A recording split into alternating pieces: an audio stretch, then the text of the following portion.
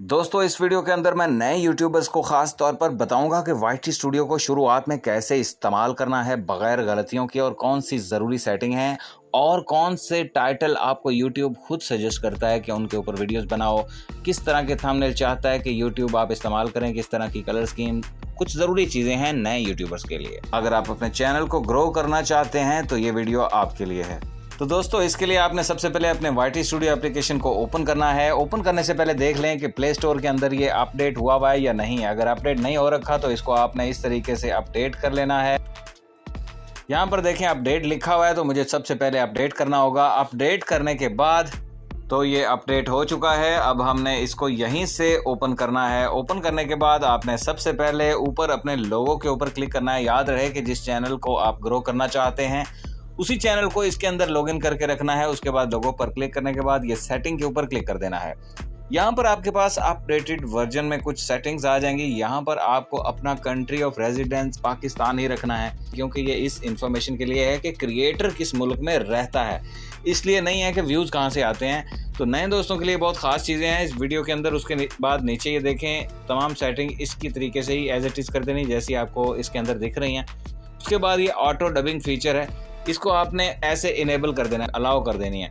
ये उस सूरत में होता है अगर आपको दूसरे गैर मुल्की लोग देखते हैं या फिर दूसरी लैंग्वेज में आपकी वीडियो को सुनना चाहते हैं तो उनको ये डबिंग में भी आपकी वीडियो सुनाई दे जाएगी। ठीक है, उसके बाद आपने सीधा एनालिटिक के ऊपर क्लिक कर देना है। ये सबसे नीचे देखें सेंटर वाला मेन्यू, इसके ऊपर क्लिक करने से आप अपने चैनल का ओवरऑल एनालिसिस कर पाएंगे। उसके बाद आपने डायरेक्ट कंटेंट के ऊपर क्लिक करना है। कंटेंट के ऊपर क्लिक करने के बाद आप ये नीचे आएंगे ना तो यहाँ पर आपको नजर आएगा how viewers find your video, यानी कि हाउ व्यूवर्स फाइंड यू, यानी कि आपकी वीडियोस को जो लोग देखते हैं वो किस सोर्स से आपकी वीडियोस पर आते हैं, आपके चैनल पर आते हैं, यानी कि वो आपके चैनल या वीडियो पर जो आते हैं उसकी वजह क्या बनती है।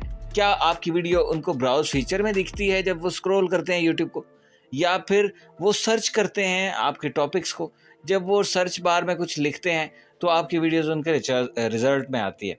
तो यहाँ पर देखें सबसे ज़्यादा जो मेरी वीडियोस के व्यूज़ आ रहे हैं वो सर्च से आ रहे हैं। लोग जो सर्च करते हैं, जो उनकी ज़रूरत है, वो खुद आकर सर्च करते हैं और सर्च के रिज़ल्ट में मेरी वीडियोस आ रही हैं तो वो देख रहे हैं। दूसरे नंबर पर जो सोर्स है वो है ब्राउज फीचर, यानी कि लोग जब अपना यूट्यूब खोलते हैं, जो भी हमारे टॉपिक में इंटरेस्टेड है वो लोग जब यूट्यूब को खोलते हैं, स्क्रॉल करते हैं तो हमारी वीडियोस उनके सामने आती हैं ब्राउज फीचर, और इस तरीके से हमारी वीडियोस पर व्यूज़ आते हैं।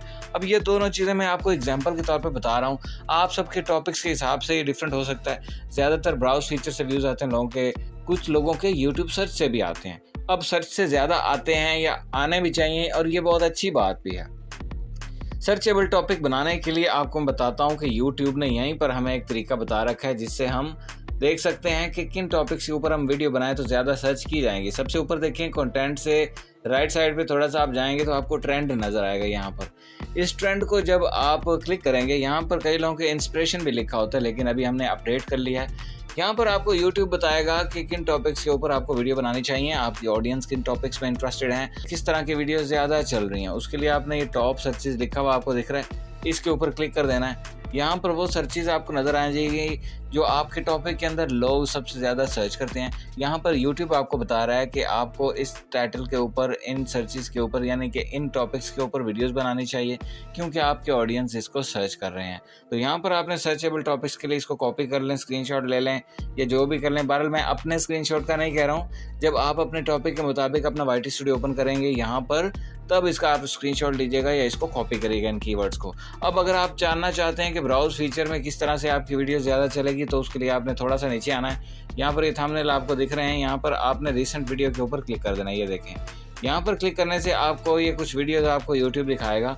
ये वो वीडियोस हैं जो आपके टॉपिक के अंदर ज़्यादा इस टाइम ट्रेंडिंग में चल रही हैं। YouTube आपको सिर्फ सजेशन दे रहा है कि इस टाइप के वीडियोस बनाओ, यानी कि इस टाइप के थंबनेल्स बनाओ, इस तरह के टाइटल्स। यहाँ पर आपको सिर्फ टाइटल ही नहीं बल्कि थंबनेल की कलर स्कीम नज़र आएगी। सबसे ज़्यादा जो चीज़ आपने देखनी है वो यहाँ पर है थंबनेल की कलर स्कीम। हर किसी के टॉपिक के अकॉर्डिंग डिफरेंट कलर स्कीम हो सकती है। मेरे टॉपिक के अंदर ये वाली कलर स्कीम मुझे YouTube सजेस्ट कर रहा है कि इस कलर स्कीम पर थंबनेल बनाओ, इन टॉपिक्स पर वीडियो बनाओ। यहाँ पर मुझे YouTube कह रहा है कि इन कलर स्कीम्स के ऊपर थंबनेल बनाओ और इस तरह के टाइटल्स पर वीडियोस बनाओ।